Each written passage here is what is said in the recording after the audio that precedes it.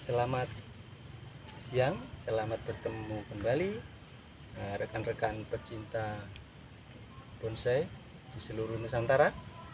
Saat siang hari ini saya akan membagikan teknik ataupun cara penyambungan antara tanaman bungur dengan sakura. Ya, bunga sakura. Akan tetapi sebelum kita masuk di dalam proses penyambungan, saya ingin perkenalkan dulu beberapa alat yang biasa saya gunakan untuk melakukan penyambungan antara bonggol bungur dengan sakura. Di antaranya adalah alat-alat yang ada sangat sederhana sekali, akan tetapi ini sangat menunjang pekerjaan kita, yaitu gergaji. Ada gergaji, kemudian ada gunting, sangat sederhana. Kemudian juga ada pisau oplasi, dan tidak kalah pentingnya yaitu plastik, tali plastik. Ini berfungsi nanti untuk penyambungan.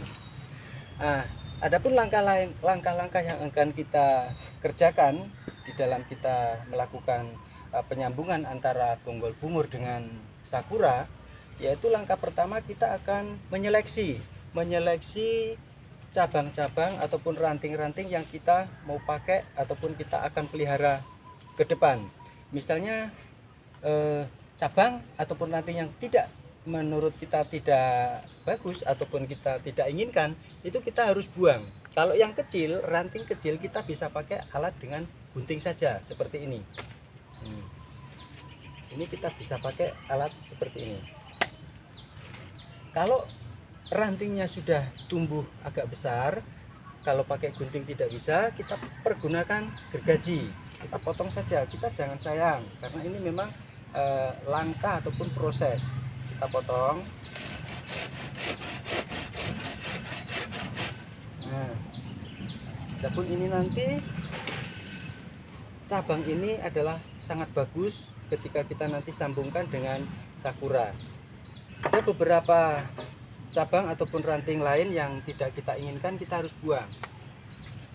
Ranting yang kita akan sambung yaitu posisinya seperti yang kita inginkan.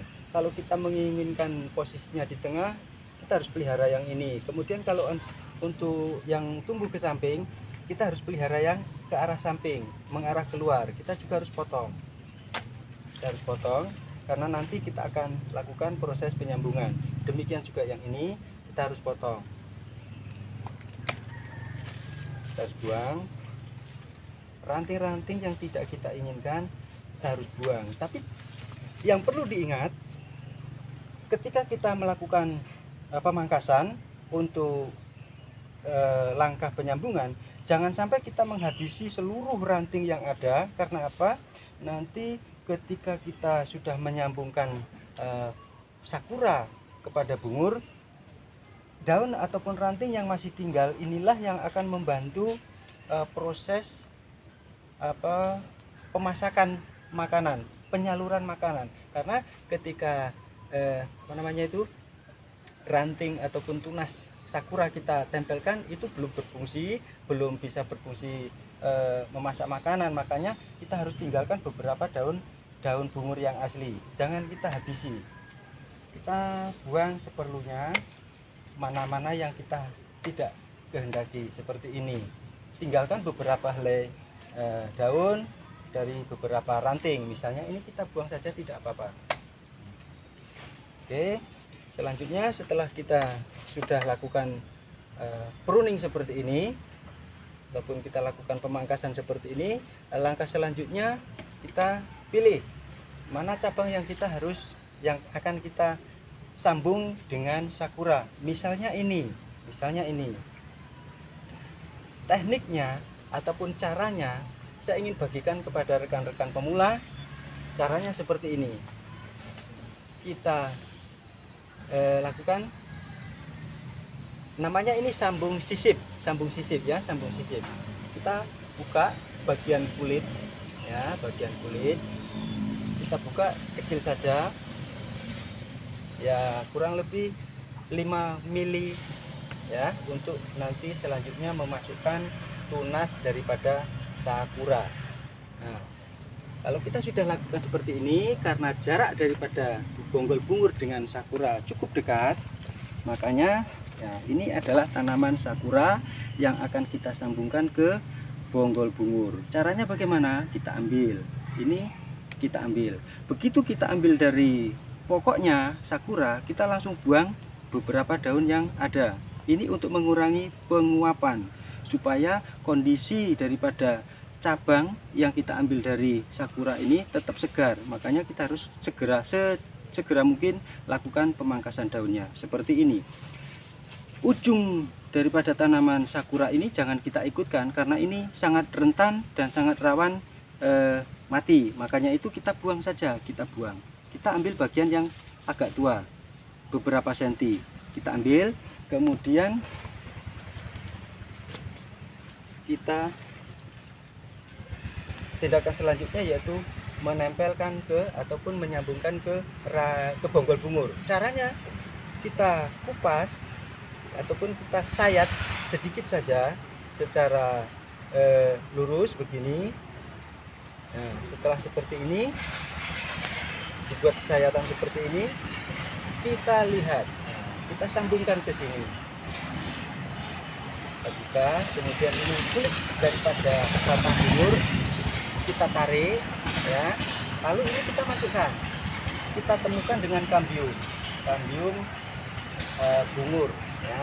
Oke. Tindakan selanjutnya secepat mungkin atau sesegera mungkin kita lakukan pembungkusan. Diikat dulu ya, begini. Ini berasal dari kantong es, ya, kantong es. Akan tetapi ini sangat besar sekali fungsinya. Setelah ranting sakura kita sambungkan, secepatnya kita ikat dengan cara demikian, ya. Kita ikat, tidak usah terlalu kuat karena nanti akan merusak kambium di pohon bungur ataupun bonggol bungur itu sendiri. Makanya kita lakukan ikatan ini sedemikian rupa, ya. Kita lakukan ikatan. Jangan lupa, terjadilah seperti ini. Kita rapikan.